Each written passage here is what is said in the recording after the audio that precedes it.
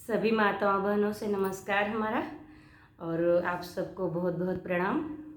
मैं एक पारंपरिक गीत गाने जा रही हूँ। जब मतलब बच्चा होता है तो हमारी तरफ रिवाज है और हमारे यहाँ गाया भी जाता है अयोध्या साइड में। तो जब बच्चा होता है ना तो तुरंत के गाना है ये, तुरंत जो गाते हैं। जैसे बता दिया गया कि बेटा हुई है बेटी हुई है, बेटा हुआ है बेटी हुई है, तो गाया जाता है, शुभ के गीत हैं। तो मैं आप सबको सुना रही हूँ, आप सबको कैसा लगेगा कमेंट में ज़रूर बताना। पारंपरिक गीत हैं और मैं गा रही हूँ, तो नाम ले लेके रहता है, तो मैं वो बता रही हूँ, आप लोग सुनो।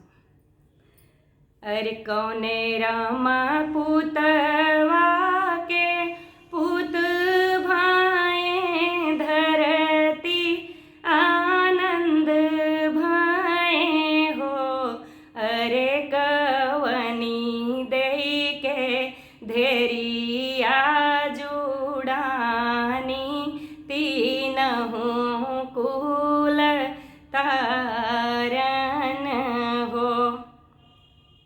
कौने रामा पुतवा के पुत भाए धरती आनंद भाए हो।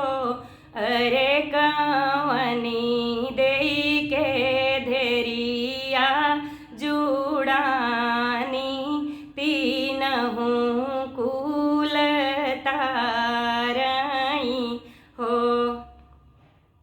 तो दशरथ रामा पुतवा के पुत भाए धरती आनंद भाए हो। अरे जनक दई के धेरिया जुड़ानी तीनहु कुल तारई हो। अरे जनक दई के धेरिया जुड़ानी तीनहु कुल तारई हो।